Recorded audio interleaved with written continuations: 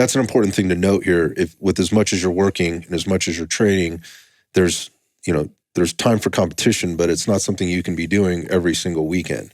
Yeah.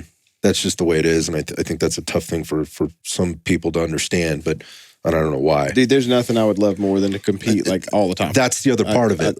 I love that crap. But you're not getting paid. I mean, how many professional shooters are there in the world that actually make a living shooting? I don't know any of them personally, right? Mm-hmm. I'm certain there are a handful, maybe more than a handful. I bet you, though, that you couldn't fit them all in a school bus, or you could fit them all in a school bus, right? Like there's not many of them, man, that just get paid to just shoot nothing else, right? Even the ones that do get paid to shoot matches, they also are obligated to the brand deals they've agreed to. They're obligated to the content they've agreed to make for like. There's other stuff they've agreed to other than just shoot the gun. You know what I mean? So I don't know that anybody is just doing that. So there are professionals out there that you call them professionals that make a living with a gun on their hip, right? Or stuck in their pants or slung around their neck or whatever the case is. But they're not being paid for that. They're being paid for the other things that come along with it, and the gun is part of the job. It comes with the territory. My point of bringing that up is that I see you out there training with lots of different people constantly. And bottom line is you're training all the time. But when I say training, I mean you're practicing. You're practicing what you've learned, and you're also practicing what you're discovering. It's not, I'm trying to do the same thing all the time. And then what I also see you do a really good job with is sharing that, what you're learning along the way and what has been working best for you.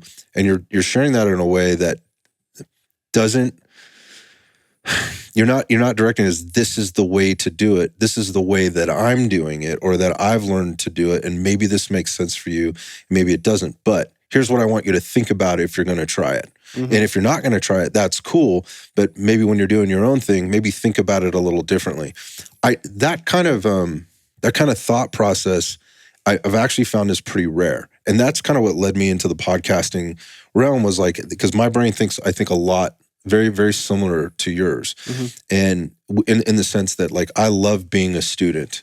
And I love the pursuit of like learning what other people do to be successful at the thing that they're doing, whether that's business, whether it's shooting, health, fitness, life, relationships, whatever else it is. It doesn't mean I'm going to adopt the exact same thing.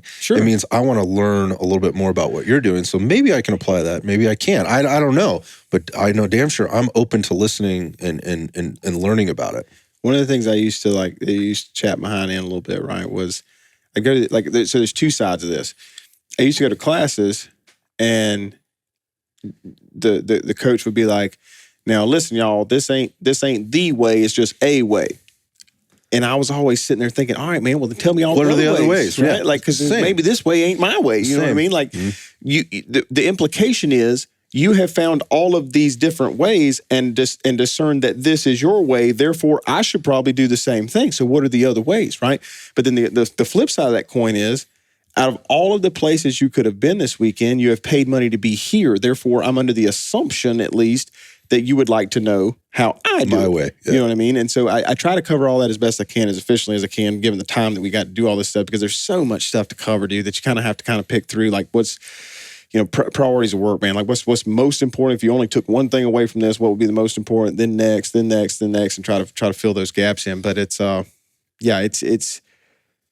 fascinating, man. Like how, like, like pistol grip is a great topic for this, right? Like, pistol grip is wide and varied depending on who you ask, man. And you can ask 10 different great, like, champion level shooters, and they're all going to answer you somewhat very similar and somewhat very different all at the same time, right? Like, everybody has their different conception of how they're doing this, right? And so I think to tell a dude to stand in front of a crowd of people and say, you must do this my way or you're wrong, I believe is the height of ego and arrogance, right? Like that is not what I will ever say. I'll say, hey man, at one time I tried this, and with this pistol, based on the fact I had some issues with my left wrist, this worked pretty good. Try this crap out, right? See what's going on. We all got different hand sizes, strengths, injuries, guns, like all these different variables come into play.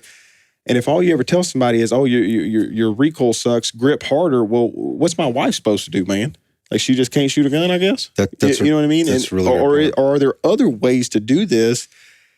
And so, like, I've always kind of, not always, in the past couple of years, I've started to look at, okay, let's not just look at how I'm doing something. Let's look at why I am doing that. Like, what am I trying to do when I do that, so that you can play around with all this stuff and have a definition of success that discerns when you've arrived, right? And it ain't just trying to look like me. It's understanding, what am I trying, like, again, grip is a great example, or mounting the gun with the rifle. So I want to manage recoil. What does that mean? What does that even mean? Yep. What does that mean? Like, and I think a lot of dudes, like, for instance, they conceptualize that means making the gun flat and unmoving. Well, dude, I've seen a whole lot of people that shoot a real flat gun that miss all over the place, right? So that objective data indicates that's not the answer. So and I've seen, like, Lena Michalek. That is a woman that will tune your hind end up, dude, and her gun's bucking like a Bronco a whole lot of times, right, compared to what most dudes can do. So obviously, making the gun not move is not the answer. So what are we doing, right? And trying to give dudes principles and ideas that they need to be paying attention to. Of, if we could do this, this, and this, would you agree this would be good?